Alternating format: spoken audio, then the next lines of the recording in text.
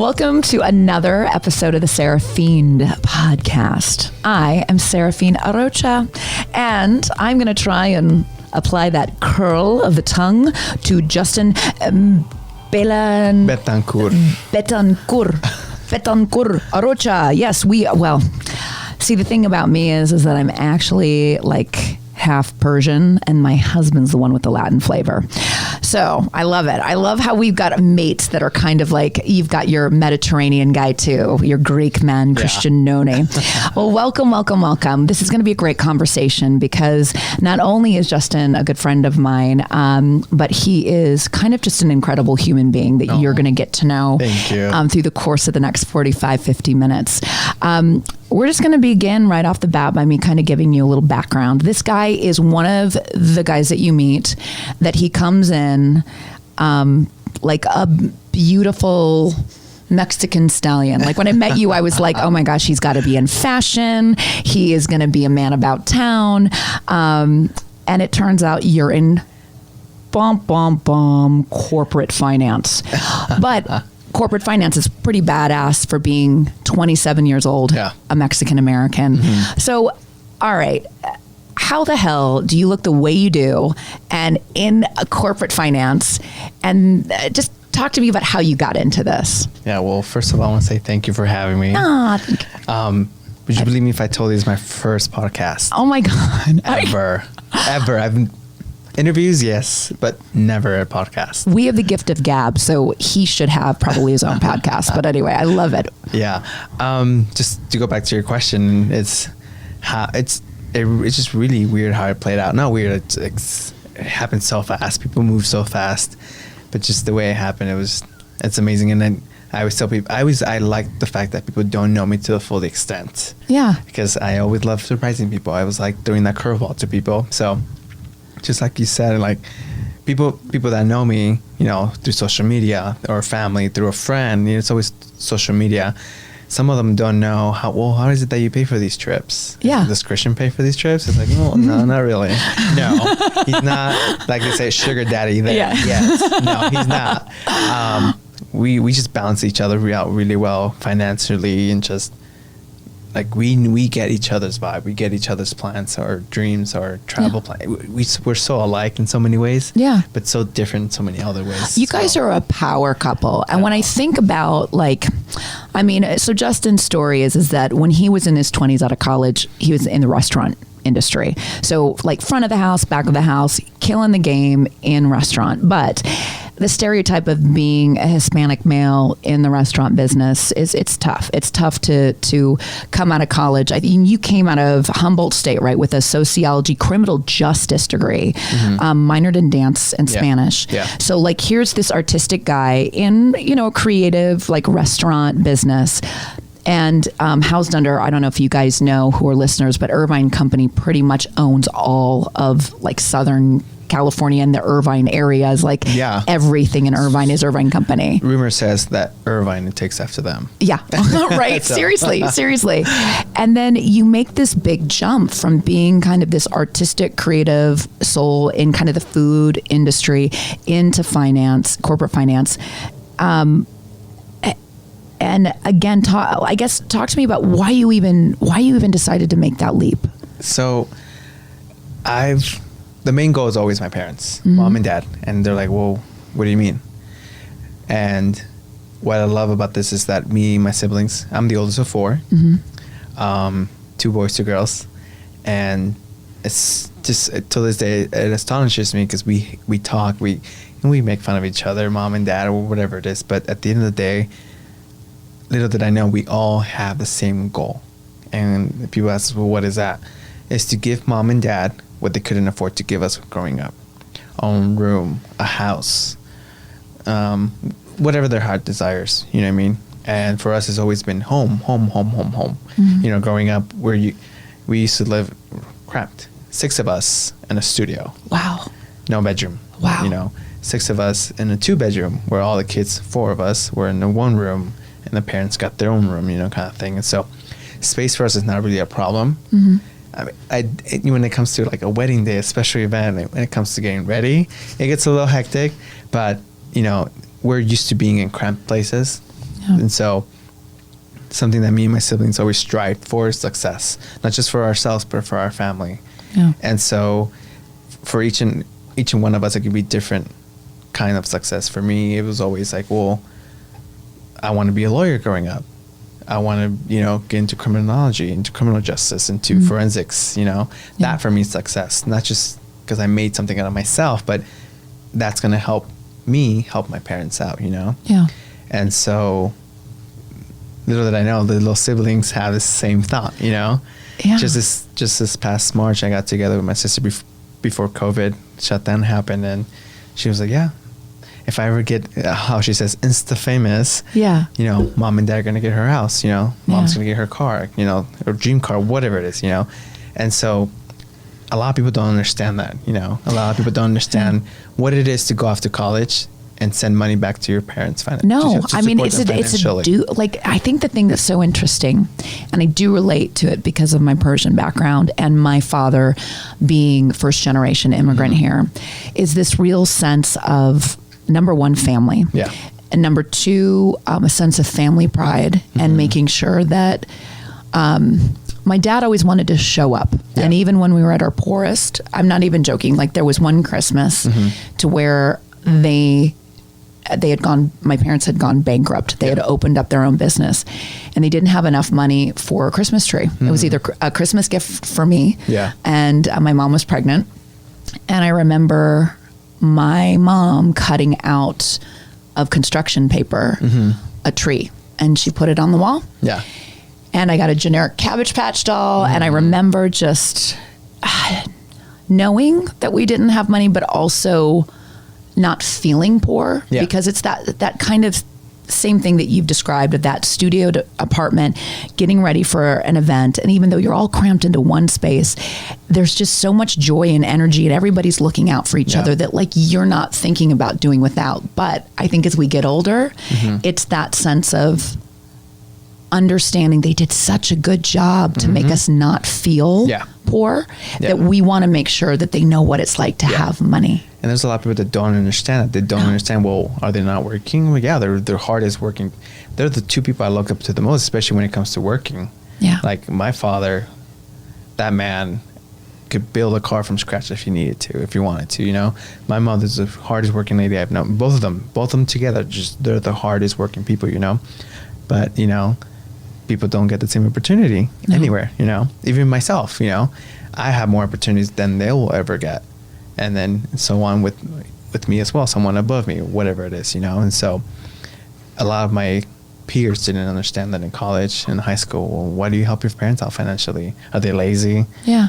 Can they not work? It's like, they could work, but it's not the same as your father going to work and paying for your tuition or paying for your allowance or for getting good grades or your trip to spring break, Yeah. It's just different upbringing, And so some people understood it, some people learned from it as well.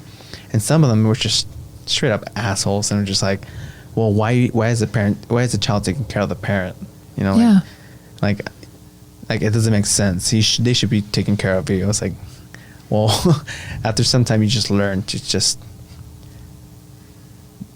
either waste of time or not even waste of time, lecture them and teach them, or sometimes you just learn like you're just being an asshole. You don't want to learn, or you don't want to really hear what I have to say.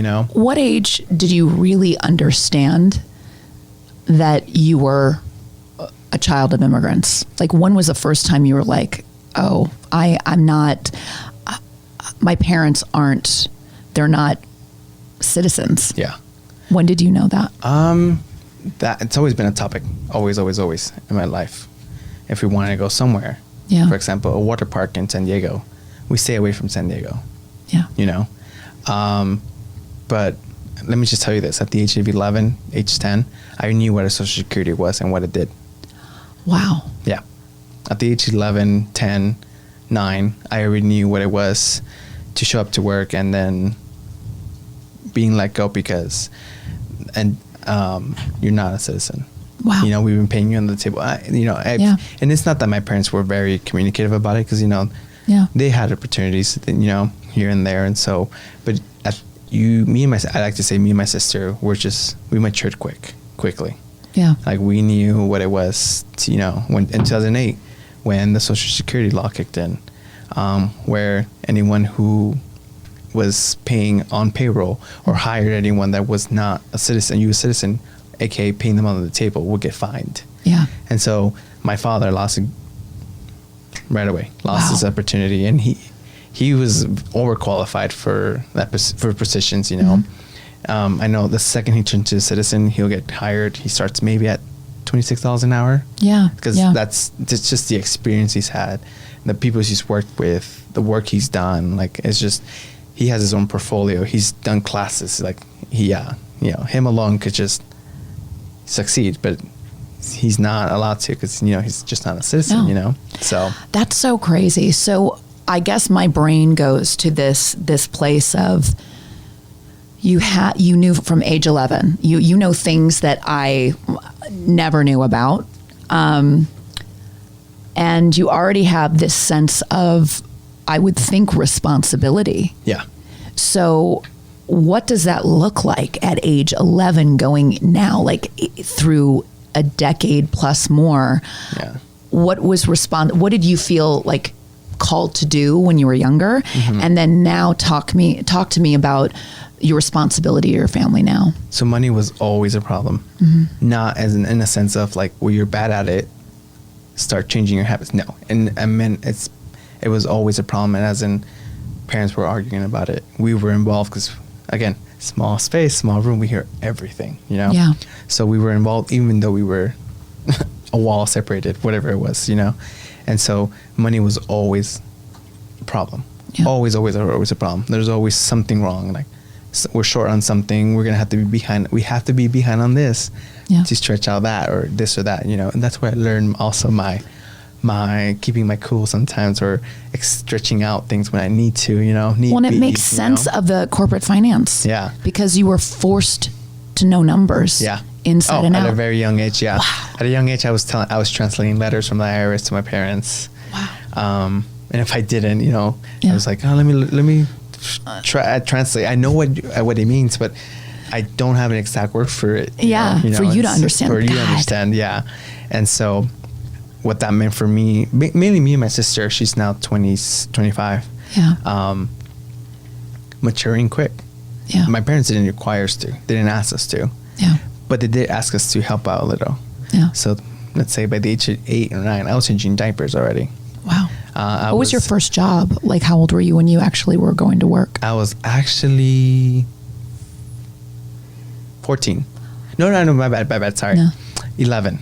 Wow. I was working on Saturdays at the swap meets. I'm not sure if you guys know what that I know is. swap meets. Yeah, I lived in Southern California. Yeah, I totally. Swap meets. I was selling soccer gear, shin guards, soccer shoes, soccer balls, soccer shirts, t-shirts, basically to kids who were doing what I wanted to do on the weekends: play soccer, play baseball.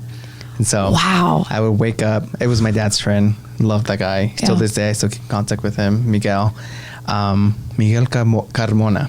I love it. I go to practice my R's. Yeah. Yes, and so till this day, I still keep in contact with him. I have him on Facebook, and he would pick me up 5, 6 in the morning. There's times I slept in and just left. You're a kid, right? Yeah, totally. And so he would always take me to a donut shop, and then he would take me to set up. Yeah. And it was a setup. He had his way of setting up. He had his system within his big old van, Yeah. And sure enough, he would do it Saturday and Sundays. And there I was, Saturday and Sundays, That is so much responsibility. And I think it's so interesting because I think stereotypically, and also because my husband is someone who is of a Hispanic descent, there is so much gravitas and like machismo, and there's so much responsibility, especially given to the men. Yeah. And it's also interesting to see how that is played out in your life as being this kind of, you're really a dominant human being, but you're also a gay male. So like, it's so interesting for me to see you because I see it with you and Christian. And it's funny because Christian, when you meet him, he's this kind of big, athletic, imposing physique. And it's the first time I ever see him be softer. Yeah. You know, and I would have guessed when I saw you that you would be a little bit more the softer type, and you really are kind of the protector of the relationship. Yeah. People always have this image of like, well, who's the female? Who's the male? Yeah, totally. Like, and again, it is all so interchangeable with you, but it's also interesting because Christian, if anyone will meet him, and he'll be on the podcast, he is also a presence. Yeah. But it's so interesting to watch you guys interact with each other because it's so beautiful. And I wish I don't wish, because my husband's friends with you. He gets to see kind of you guys going into these sides of yourself where feminine doesn't have to be effeminate. Correct. It is just, how do you soften yourself? How do you melt into the other person? Correct. And then how do you take control, you know? So I guess that kind of leads me into, in your career, and you're in this corporate finance world, how did you I believe when we had a conversation earlier, you said you came out to your friends like right around 16. Yeah, 16, 17. So high school. All right. So high school, how did that, like, how can you talk to me about like how you knew? Yeah. I mean, to this day, I'll talk to Christian. And he sounds like, are you so mad? Like, you know, he's like, and so people ask me if I hold grudges. Yeah. I don't say I hold them. Yeah. I use them to drive. So a lot what people don't know, and the people who are really close to, like you yourself and Christian, and just anyone that I've gotten to know, you know, I'm a big advocate for bullying. Yeah. You know, I got bullied elementary school up until senior year of high school. Yeah. And each time it was just something different. You know, in elementary school it was like, well, you look poor. Look at your uniform. It's looking purple instead of black from all those washes, you know? Yeah. You never had nice shoes. I'm like, you know, well, I'm sorry, but we took turns when it comes to buying shoes in our family, you know, so we made them last as long as we could, you know? Yeah. It's a joke now, but back then it was a reality. It's, you know, I had to take care of my shoes because you'll get a pair maybe next year. Yeah. After all my other siblings get them, you know? Yeah. And so, you know, now me and my family, it's like a joke, you know, because we each, you know, we each have our own life now. But yeah, and so junior high, just the bullying got more aggressive. Just your teeth, your looks, your, you know, whatever it was, you know, your family, whatever it is. And so as far as coming out, I didn't come out. I was outed. Wow. Yeah, I was bullied on top of like just my looks, my family, how poor I was, whatever, how I carried myself, whatever that was. That was just another form of bullying. People just outed me out. They would call my mom, her house phone. Some of them would hang up, didn't even say anything. Someone would go as far as like, oh, is this Justin's mom? Yeah. And my mom was like, yeah, what's going on? Who is this? And they would just hang up while I was just across from her, or, you know, it's just stuff like that, you know. They would threaten to show up at my house, at front door, and tell my mom. What is it about that age? I hated 7th and 8th grade. I hated it. I mean, I was de-pantsed. Yeah. I remember there was this kid, and I was, you know, out on the we really didn't have playground. I guess we're like that social hour because you're too old for playground. Yeah. And we had these tube skirts. And I remember it was this kid named Robin. And Robin, I had a crush on so bad. And Robin knew that I had a crush on him. And I was just, you know, I was still a little awkward or whatever. But I remember that moment of like thinking he was going to come up and talk to me. And instead it was whooshoop. And then my skirt is down. I'm hanging out in my underwear. And I'm like, everyone on the frickin' like social hours looking at me. And just that feeling of just always being awkward. And then I was proud of my culture. So, you know, doing reports about my culture and people being like, oh, you're Iranian. Okay, you're the Ayatollah's daughter. And the other thing is, you know, they find these things to latch on to. Yeah. And the cruelty when it's directed towards your family too, you have so much shame. Yeah. Like if your parents know that you're a nerd, like I didn't want my parents to know that like 7th and 8th grade, you know, and it's so much shame and covering it up. Yeah. So when you started to get comfortable with the words, I'm gay? Like, is age 16 where you're talking to your friends and your peers more about it? It was just really the close friends, and actually they were gay themselves or bisexual or lesbian themselves. And so once they came out to me, once they trusted me, and it took me a while too. I noticed, I was like, okay, well, how do I know you're not going to screw me over later on? And some did, you know, but, or someone used it against me, you know, but by then I was just like, I'm comfortable, you know, you told me some stuff, I'm not going to be you and spread them around, but you know, but it did get easier in high school. In junior high, I didn't know didn't feel it. I mean, here and there I'd be like, oh, that guy looks good, I want to look, but it was mostly because I want to stop being bullied. I want to look like that. He never gets bullied. He's a popular guy. He looks really good. You know, he's when I would say he's cute at the time, I would say that's how I want girls to see me. You know, it really wasn't until high school that I was like, oh, it's not about how I want to stop being bullied anymore. It's just like, he is attractive, or whatever it is, you know. And so even that within myself was a struggle, you know. I'm sure. And it's confusing too. Yeah, it was because confusing. In some ways you want to mimic what you're attracted to. I mean, I know that I'm in love with Angelina Jolie. And I mean, I'm like, I can't tell you how many times where I'm like, would I, wouldn't I? Because she's so beautiful. But then again, it's like imitation is the best form of flattery. But then in the next breath, then you really know the feelings of like, no, actually, like I could be with a woman, or if you're in that, there are definitely those times where you're in the situation, you're like, yep, that's not happening either. So, you know, those strong reactions. So when you were 21, you actually came out to your family? And how the hell did your Mexican American family act? Like, were they like, what? Did they know? Was there denial? The reactions were flipped from what I thought it was going to be. Really? My mom over the years has become, you know, religious, but I guess we could say we're Christian. We grew up Catholic, but we would only go to church once a year when grandma was in town, kind of thing. And eventually around elementary school, I started going to a Christian church across my elementary school. So my mom and dad started liking my attitude, how it was just changing. And so my siblings started going, and so on. And after so many years, my parents eventually started going themselves. And even then, that started drama within the family. Not our family, but just grandma and, you know. Oh, you're leaving Catholicism, blah, blah, blah. But anyways, it just... the reactions were... like kind of... flipped. I thought my mom was going to be like, this is not okay, blah, blah, blah. She was just the most understanding. She was just like, I already knew it.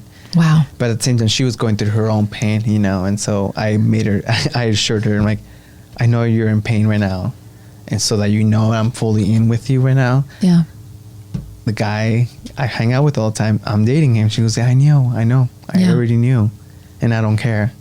And so that to me, she goes, all right, this is my right to die. She's my right heart. Like she's there for you 100%. And how was your dad?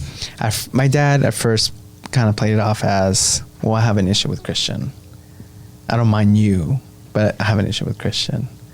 And in my head, I'm like, well, you never had an issue with him prior for me coming out, you know? Was Christian the catalyst? So not to confuse, because I also know we're talking about Christianity and Catholicism. Christian, we're talking about Christian Noni, who are the Greek god that we were talking about beforehand. Was Christian the catalyst for you coming out to your parents? Do you think if you had not been in love with him, that maybe you would have maybe not confided to them yet? I was actually going to come out with my first relationship, my longest relationship of 6 years. And so things just got really toxic. Things just changed. It just wasn't working out. And it would have, at the time I thought it would have been a mistake to come out. It's like, I came out for this person. I came out for that person. It's like, it's bad, all bad. But it wasn't until I saw, I'm like, wait, I don't need to come out for this person. I need to come out for myself, you know? It's for me. Like, 'cause, you know, at the end of the day, it's who I am, you know? And so Christian helped. He was definitely the person. I'm like, is he your long-term marriage? Yes, it's going to happen. How did Christian change you? It's not so much that he changed me. We just connected so well. He's seen pain that I haven't seen, and I've seen pain that he hasn't seen, but we understand each other. Yeah. You both experienced bullying pretty in different ways. Yeah. And again, when I have Christian here, he'll share his story, and his is a heartbreaking one, but it's also one that kind of comes out in triumph, and it's pretty cool to watch you two together, because you both had such adversity in such different ways. Yeah. And then when I see kind of what's kind of evolved just in when I first met you 2 years ago, coming from California to Kansas City, 2 years later, how you've softened to Kansas City. Because when I first met you, you were like, Kansas City sucks and I want to go back to California. And I totally understand, because I lived in California, and coming back to Kansas City was really hard and humbling for me. Could you maybe talk to me a little bit about how your relationship with Christian was in California, how it changed the challenges that you've met in Kansas City, and just talk to me a little bit about both of those things. In California, everything just was family based. Family was always around, and Christian knew, if you're gonna marry into this family, if you're gonna marry me, if you're gonna start even dating me, just know the family is priority. Just know that I'm practically married to my family. Yeah. And so to this day, I still remember when he asked me, well, what makes Justin happy? I was like, what do you mean? He's like, what makes Justin happy? I was like, my family. No. What is, selfishly, what makes Justin happy? And I tell him, and the answer is always the same, and it's been the same for 5 years now, because we're, as of May 25th, we're 5 years. I told him, family is my happiness. Yeah. Me taking care of my family is my happiness. But what does Justin want long term?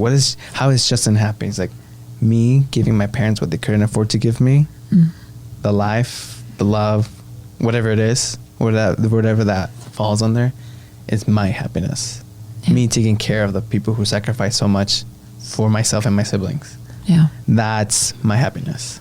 If it's stressful, if it's annoying, family drama, whatever, it just comes with it, just like every other family, That's a lot, though. That's a lot for any mate, because I think what I do see that's very common in both of our mates, Johnny and Christian, is that they really see us as their family, and they want to be number one.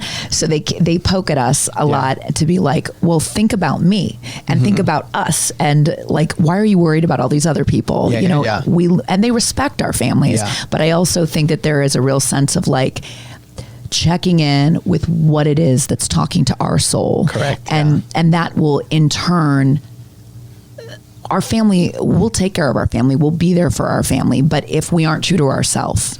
So was that kind of a catalyst for you guys moving in Kansas City? It was our first 2 years of relationship. It was like, well, I'm your family. I'm here. Yeah. And it wasn't that he wasn't priority or my family was priority first. It's just like, I just needed him to see. I also needed him to learn to start taking on these tactics with his own family. Even to this day, it's much better now, but I'll remind him, text your dad right now. Happy Father's Day, happy birthday. Yeah. And so the first couple of times when we first moved here is when we were first working on that. Yeah. And he was like, I feel weird. I'm like, I don't care. I got your dad a Father's Day card. Sign it. Yeah. And don't just say, Happy Father's Day, I love you. That's it. Pour your heart out. Yeah. Pour your heart out. I mean, this guy's a millionaire, doesn't need any gifts. Yeah. But he's a sentiment guy, and I know, just like my father. Yeah. My father's the same way. My father's like this macho guy. But if you forget to text him, call him, or hug him on his birthday, oh my God. Yeah. Showing up is kind of neat to see Christian pick up of what he's learned with my family. He's always said, I feel much closer to your family than yours. I'm sure, because the first few years of your relationship, I mean, you were so immersed. Yeah. Well, now in Kansas City, what are the challenges you guys have faced? I'm sure I know him. I'm always with him. I'm always like, what are you doing? I'm bored. Or whatever it is, we have gotten to know each other much more than what we used to in California. Not saying that we never had the opportunity. Yeah.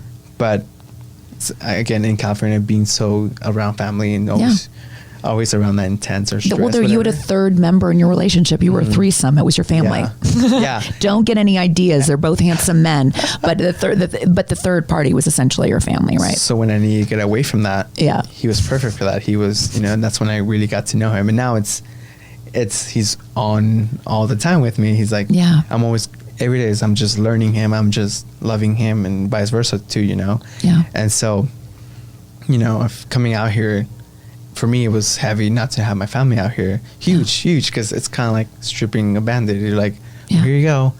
You're by yourself now, And so, there's a few times where I tell him, like, I rely on you a lot. Yeah. And I know it's not your fault. Yeah. And it's not an expectation, But just know if I ever come off annoying, or if I'm always like, hi, what you doing? Yeah. Yeah. It's just, family, family's not down the street anymore. Family's not. Totally. And it's crazy too, when you're in a situation to where your family is such a big part of you, that when you are left to your own like devices, right? Yeah. You do have to ask yourself, what does make me happy? Yeah. And if it is usually making other people happy, and then your partner goes, I've got something to do. Go do something. Go do anything, and know that I'm not thinking you're doing anything shady. You just, what do you like to do? Yeah. I remember when, like over COVID is when I really felt it with Johnny, because I am that person. I've got friends, I've got family, I have my classes, and then I'm all by my frickin' self, and my husband is still working because he's in the medical field. And then he comes home, and I had no one to bounce any new ideas off of. I was like, felt guilty about watching TV. I was kind of getting depressed. I was low energy. And he kept asking me, he goes, what makes you happy? Like, what do you want? Like, who are you? Like, and know that I'm going to support you, and I'm going to help give you a voice. And then obviously this podcast happened. Yeah. So talk to me about COVID, how that affected your relationship. Because I know you guys were both kind of working, but I mean, we dared to see each other during COVID. Yeah. I think you were literally like the only people we saw. Yeah, you were the first. Yeah, and it was meaningful, but it was also like, I could tell that you and I were like, God, I'm so glad to see another person. Yeah. How did COVID change was there some things that came up in your relationship that you'd never seen before, or things that grew stronger, or things that got weaker? When we were working throughout the whole thing, and I mean, what I mean by working, I was pulling 120 hours minimum. Wow. Per pay period. Yeah. For like 6 weeks back to back. Yeah. And so that in itself was keeping me busy, so he kind of got to learn a little bit of my world through that. Yeah. Because he was on lockdown. I was going into the office, but no one was there practically. Yeah. And so he was on lockdown. So I took him with me to my office in a weekend. Yeah. But he learned what it was to be in a setting like that, but also with what we're going through, Yeah.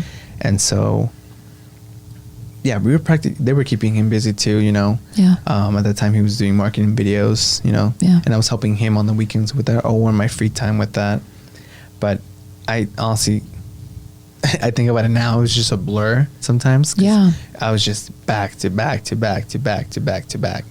And so whenever I would get tired or just overwhelmed Yeah. from not sleeping well, or not getting enough sleep, or being constantly working, I remind myself, me and Christian could be at a worse position right now. Yeah. Me and Christian could not be financially stable. Me and Christian could be waiting for unemployment to kick in or get back to us, and it's been a few months. And so, for me, my family was a drive through that, because they were suffering from it. My sisters weren't employed.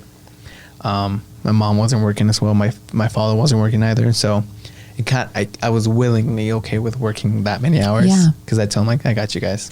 Yeah. Like, nothing changed basically for me towards them, or towards Christian. I even tell them, if anything happens, I got you guys. I'm like working my butt off, just help me around the house or something, It's crazy how not crazy. It's amazing how you actually flourish in times where people need you. A lot of people freak the fuck out when they're like, God, you need me. You know, I don't know what to do. It's too much. Like I've got a few friends and a few family members that they just crumble when they're needed. It's not that I need someone to tell me like, I need you to step it up. For me, it's kind of like, it's logical. You have to. You have to, because otherwise, who's going to do it? Yeah. For me, it's just automatically just gets. I tell myself, I'm like, here's the plan. Here's going to happen. Yeah. Go. I mean, I don't need, you know what I mean? I don't need to be like a presentation or A, B, or C happens if we don't do A. Or like, no, it's just like, here's what's going on. Got it. Yeah. You know what I mean? It's just, for me, if it's the right thing to do. So this last month was a really intense month because of the murder of George Floyd, and it's happening during Pride Month. So it kind of, like, to me, there was a lot of elements of the month of Pride where we're really understanding the stories of the LGBTQ community, that it's not that they were muted, because I think a lot of people were like, no, let's tell the stories. But there was a lot of stories that coincided with also being Black and LGBTQ. Yeah. I'm curious about how the death of George Floyd affected you, and then also how you felt about through this month of watching and feeling all of these emotions, and then the conflict within myself. I mean, I'll be honest with you. There was a part of me that was like, I did such a deep dive, and I'm continually doing a deep dive and learning about different cultures, because BIPOC includes you.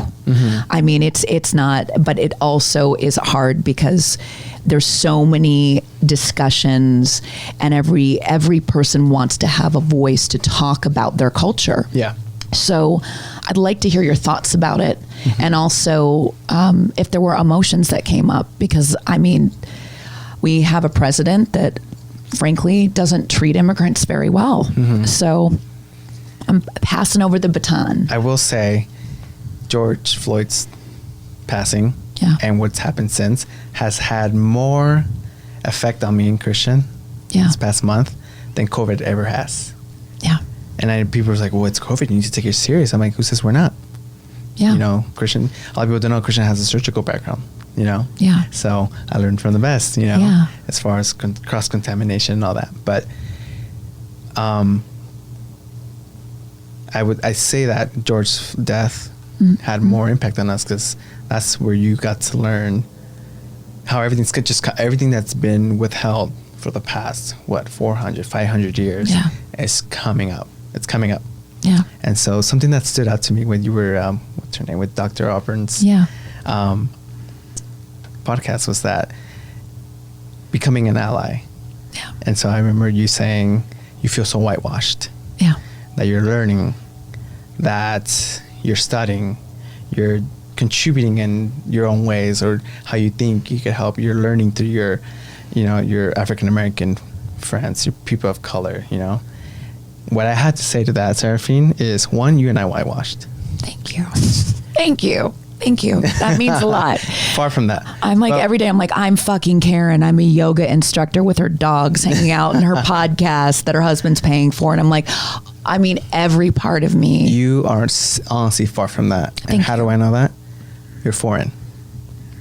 Any person of color, any quote unquote foreigner is automatically an ally.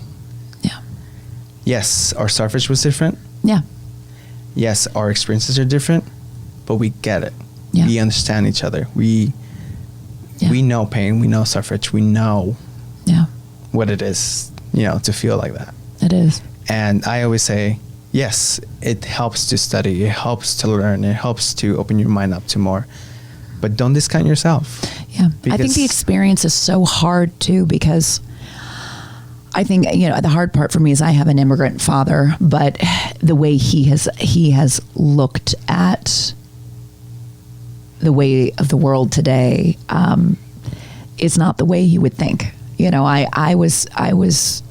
get into arguments with him. Yeah, we pick up a few things as we go. Totally. We forget where we come from sometimes. Totally. And I think that that's the thing where it's this interesting.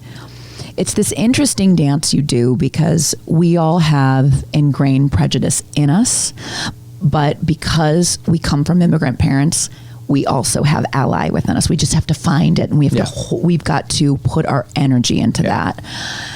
I think one thing I'm so proud of you, and it's interesting because it's hard to be what I call I don't know, like a lot of people say the woman behind the man, but the man behind the man. Yeah. There's a lot of things that you have contributed because I work for Christian, and I've seen a lot of positive things that he's brought into the community that we work in together, that's made where we work even better than it was, and we are. I'm so proud of the place that we work in, but I also know that just like my podcast being Seraphine, the angel and the devil, you were really his angel that's always kind of rooting for him and talking to him. Yeah. And I know a lot of things that he has brought to us as a boss and as a person who develops a community for health and wellness. I hear your voice in his words, and I think it's so beautiful that you understand that we all need to step up, and we need to show up for every member of that staff, for every person who is, whether they're a trainer or whether the people cleaning the bathrooms, whether it's a person who is like been a member of the club for years and years, or whether they're brand new and they're a little nervous, like, is this like a tennis club for a certain type of demographic? And it's like, well, no, it's actually, it's a pretty cool thing. So when you have had those conversations with him, do you feel like, I feel like I get on a pulpit sometimes and I feel like Johnny's like, Jesus, all right. Oh, we got you, girl. Yeah. Are you pretty passionate, or do you feel like or do you feel like when you guys talk about certain things, me and Johnny are like, rawr, like he'll always play devil's advocate with me. Are you and Christian kind of on the same page usually, and it's just like you giving him the push, or sometimes we complement each other very, very well? And I'm not just being biased. I'm dating him. Yeah, we really do complement each other really well. We think alike a lot. It's just kind of scary sometimes. Yeah. Sometimes we're on the same wavelength where he'll text me. I'm like, I was just typing. I did not hit send.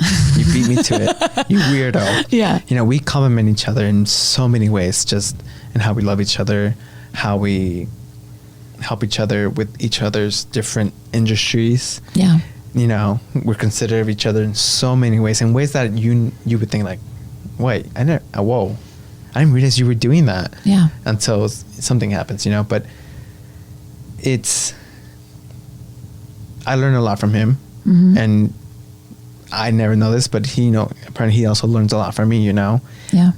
But again, I'm taking it back to our past. Our past has taught us so much individually. Yeah. And when we came together, it's kind of like, oh, you get it. Yeah. Well, yeah. Oh, how was it for you? Well, how was it for you? Got it. Okay. Yeah. What do you think about it now? What do you think about it now? Yeah. And it's always, it comes back to the center. It's always like mutually the same feeling, mutually almost the same answer. Yeah. Just a different experience. And so I honestly don't see Christian as Caucasian. I honestly don't see Christian as male. And I always tell to these, I've told you before, and I tell people who I catch myself talking to him about, I don't see homosexuality in Christian. I don't see tattoos.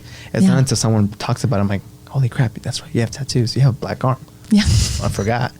I'm so used to him. I'm so in love with him. I'm so around him that I don't see him as how society wants me to see him. I see him as my Christian. Yeah.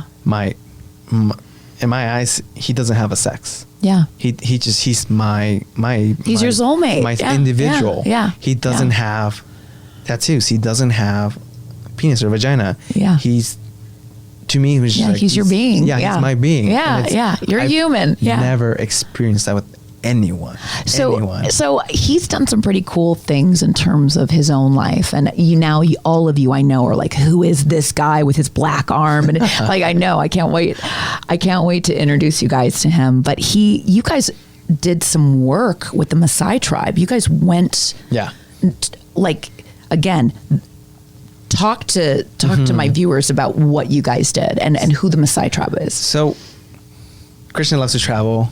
I love traveling. Christian's traveled much more than I ever have. And he worked for National Geographic. He did, yeah. National Geographic for 2 years, I think. Yeah. And National Geographic till this day uses some of his shots, So cool. And so he also has his own traveling website.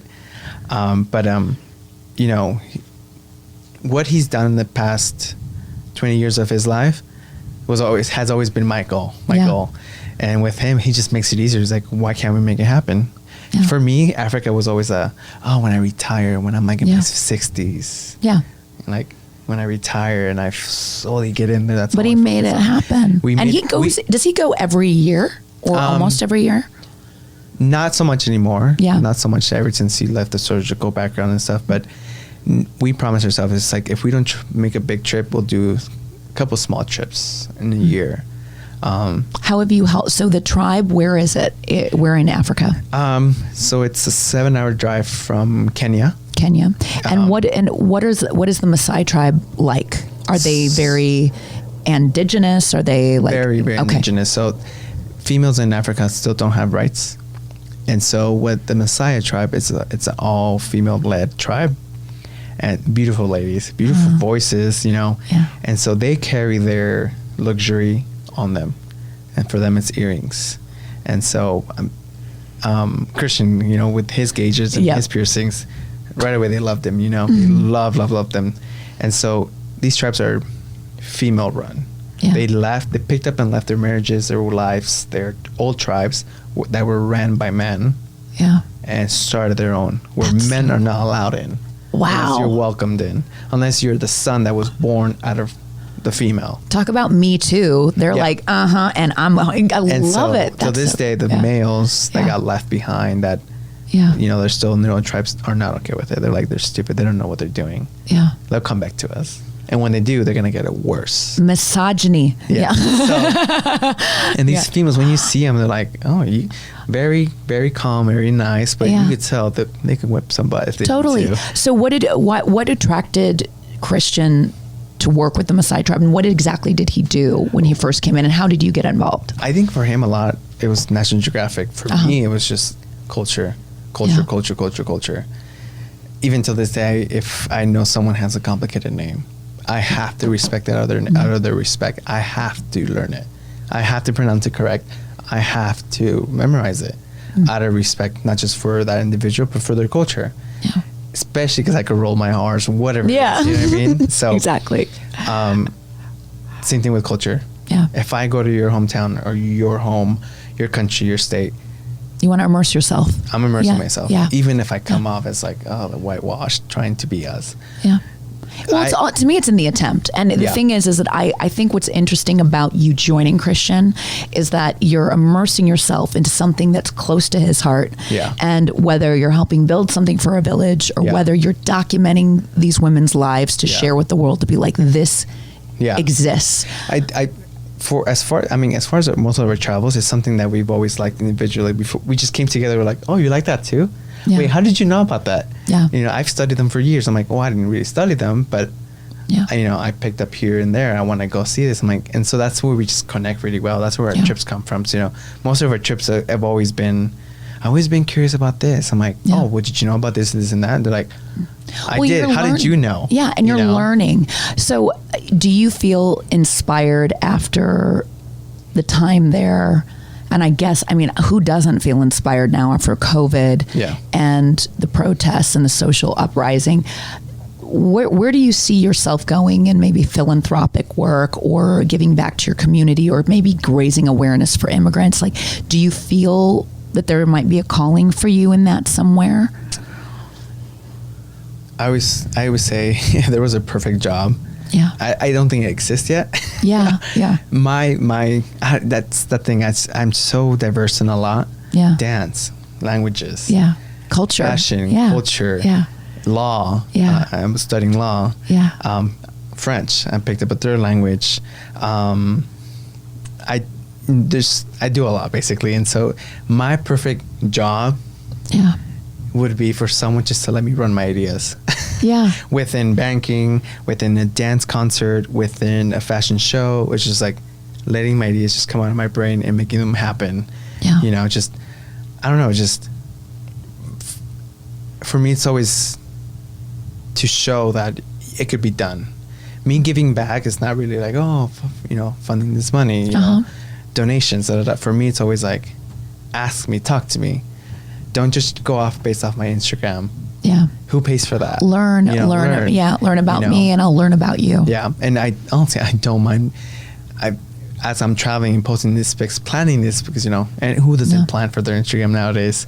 Yeah. But I've had people come up to me and they tell me, it's like, how do you do it? You're always going to Paris, Yeah. And I'm like, there's tricks. There's tricks, buy your tickets on Black Friday kind of stuff, Yeah. There's some tricks to them, It's just kind of neat to show that to people and be like, it's not as expensive as you think it is, and it can happen. And I think, it's not fake it till you make it. Yeah. It's actually learning the skills and learning the how to make things happen so that you can down the line acquire more money, that you can make better decisions. Yeah. And networking has a lot to do as far as like becoming successful to take those trips, or becoming successful to take a leap of faith and change careers. Networking does, and I never noticed how much it played into, but it does take a lot. Who do you know? Totally. But it's not just who do you know nowadays, is the relationship you have with them, that you keep with them. Who do you come off to them and then to others, Yeah, and listening. You're such a good listener. I think that's the other thing, is you do listen and you do take in what the other person is saying. And then what I love about you is you know how to pivot, and you know how to talk to people in ways to where they can open up the horse blinders. If they see things some ways. You have a really beautiful way of making people go, oh wait, I didn't think of it that way. I call that being devil's advocate. Right? Totally. Totally. That angel and devil, but you are like it. I love it. So as we wrap up today, I guess what I'd like to know, because, you have this beautiful story of being this son to these two immigrant parents, and I see you think about them all the time, and then I see this sense of responsibility, this duty to your family, and then being a courageous male who speaks his mind, who is in an amazing relationship with another amazing man. If you are going to kind of put out a little advice to listeners on this podcast, what advice would you give someone who looks like you, that feels like you, and also to people who may have their questions or doubts. They might be opposed to immigration, or they may be a homophobe. I'd like you to kind of talk to the people who are in your shoes and the people who might have issue with who you are. Yeah. I mean, this could go with anything. They could go with homosexuality. It could go with just your sexual orientation. It could go with even who you are as an individual towards your career move choices. Like, do you? I mean, if you know what it takes and you're going to put the work in, do it. If just, like I said, I don't hold a grudge, but I use my past as a way to drive myself and remind myself, I don't ever want to feel like that. Yeah. Once in a while, it does feel good when someone contacts you and says, hey, thanks for doing that. Thanks for saying this or doing that. Or I didn't know. I had no idea. And now I know that I could do it too, I would say there's always another side to people's stories. There's always a way. High school's not every day. Karma is a bitch. Yes. Karma does have a funny way of showing up, just keep your head up. And I know sometimes it's hard to do, especially with everything going on now, on top of your personal issues that you've gone through, you've endured. And I know it's much harder to do than just being sad, you know. But it's just, it's possible. It's very, very possible. Yeah. And when it happens, let it happen. Yeah. Don't be hesitant. Sometimes you have to take the trust and leave and just let it happen. Let yourself be loved. Yeah. Let yourself be nourished in this weird love that you're not used to, or from this person you don't know. Just let it come. Yeah. Let it come. Learn to love yourself first too. Yeah. Learn to love yourself first. It's okay to be selfish and love yourself. Yeah. Yeah. It really is. You got to take care of you, you know, before you can take care of everyone, and you know. That took me a while to realize, you know. It did take me a while just to be like, oh, okay, got it. Well, I think you probably have entered into some people's hearts who maybe have never met you, and I'm sure that people will want to know what plays out in your life. And I will tell you one little scoop. He's getting married next year to the lovely Greek god of Christian Noni. You guys are going to be such a beautiful couple, and I can't wait to celebrate. But to keep an eye out on what this man is going to be doing in the future, because I think he's going to be doing some really great things. Where can people follow your journey and follow your path? Like where they can get inspiration from your life. Where can they find you on social media? Like everyone nowadays, it's Instagram. Yeah. Surprisingly, you know how they always say, keep Instagram to one